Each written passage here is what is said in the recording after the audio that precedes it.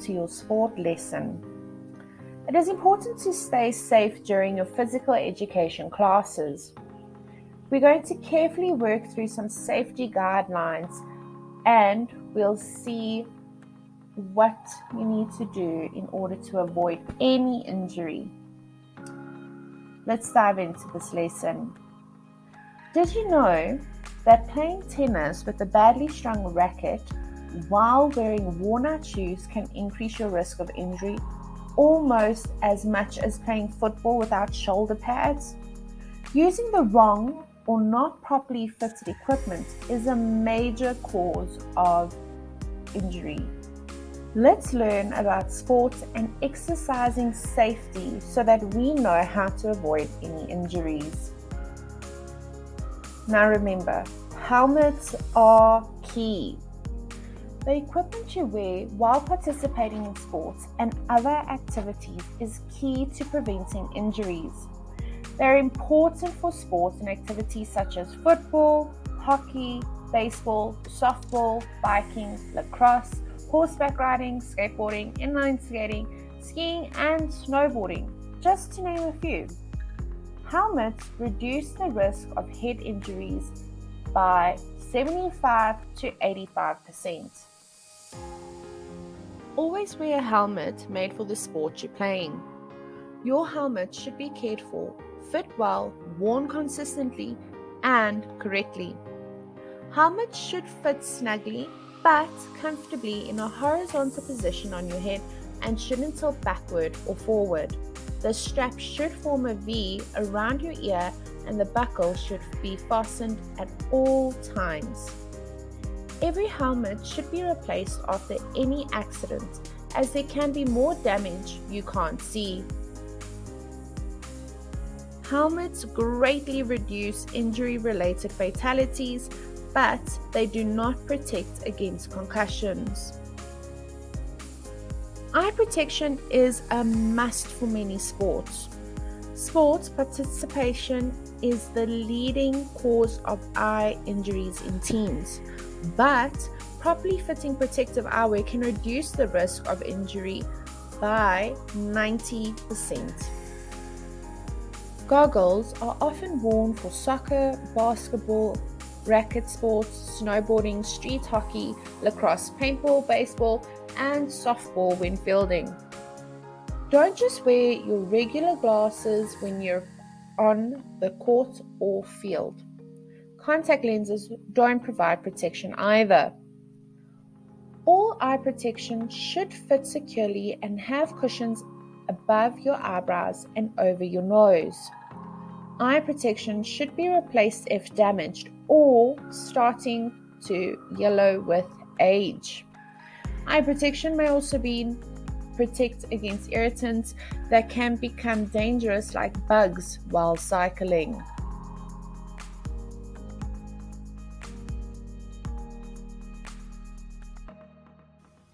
More essential equipment to use to avoid injuries include mouth guards. Mouth guards are recommended for all contact sports to reduce dental trauma. They protect your mouth, teeth, and tongue. Wear a mouth guard if you play a contact sport where head injury is a risk, such as football, lacrosse, basketball, hockey, volleyball, martial arts, boxing, or wrestling. Mouth guards can be fitted for your mouth by a dentist or purchased at a sports store.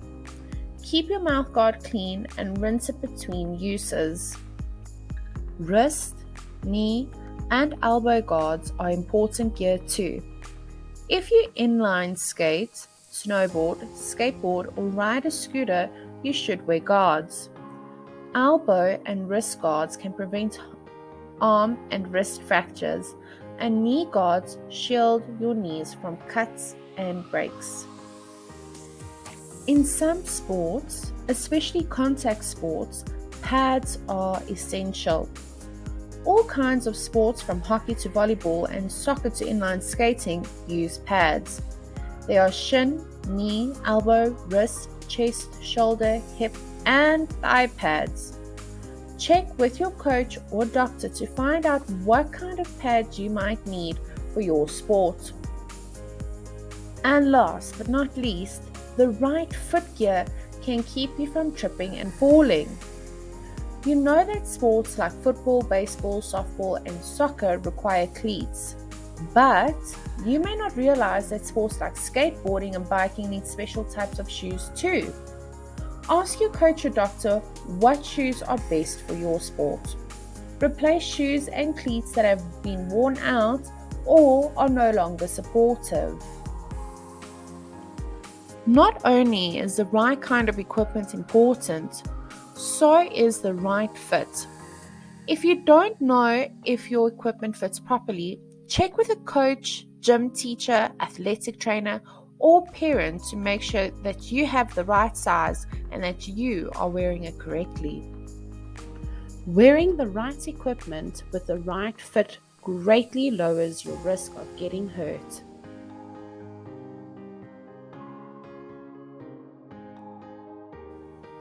Warming up and stretching. Don't rush into any sport or exercise without warming up first. Muscles that have not been properly prepared tend to be injured more easily. Start out with some light cardiovascular activities such as jogging, jumping jacks, shuffling, high knees, or back kicks. They'll increase your heart rate and body temperature and warm up your muscles.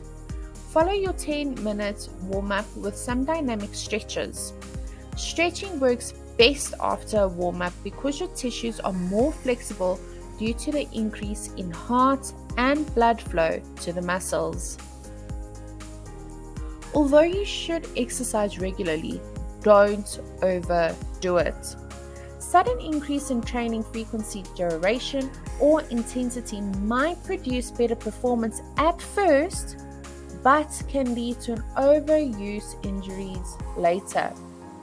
Allow for a day off for rest between days of activities or alternate your activities. If you run a lot one day, alternate with swimming or strength training the next day.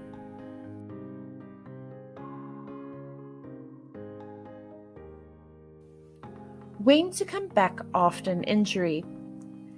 If you try to come back too soon after an injury, you run a great risk of re-injuring yourself, maybe even more serious than before. If you come back to a sport or activity after a long break, slowly increase your activity level by 10% each week until you reach your optimal fitness level. Don't let anyone pressure you into playing before your body is fully healed. Taking time to heal is particularly important if you have had a concussion. Be sure to get medical care whenever you have the following symptoms: moderate to severe pain, pain that interferes with daily activity or sleep, swelling of the injured area, numbness or tingling after injury, a problem doing normal activities, pain that prevents you from maintaining proper form, a limp, a change or decrease in range of motion of a joint, or a decrease in strength.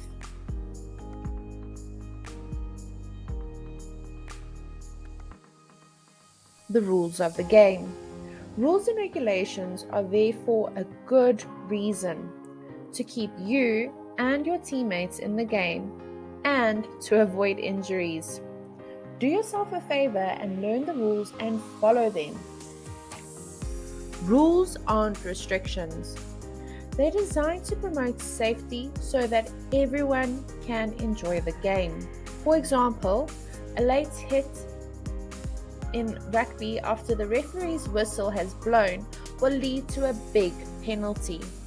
This rule is important because a player could be seriously injured if they're not expecting a tackle after play has stopped.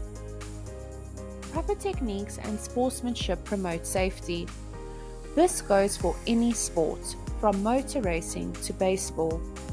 When two tennis players rush to the net, an expertly angled volley is the correct shot, not a hard smash-socketed directly at an opponent's face. So when you stick into the rules, regulations, and proper techniques, remember that they aren't there to restrict you. They are there to keep you safe and injury-free. Remember what Michael Jordan says, "Talent wins games, but teamwork and intelligence wins championships."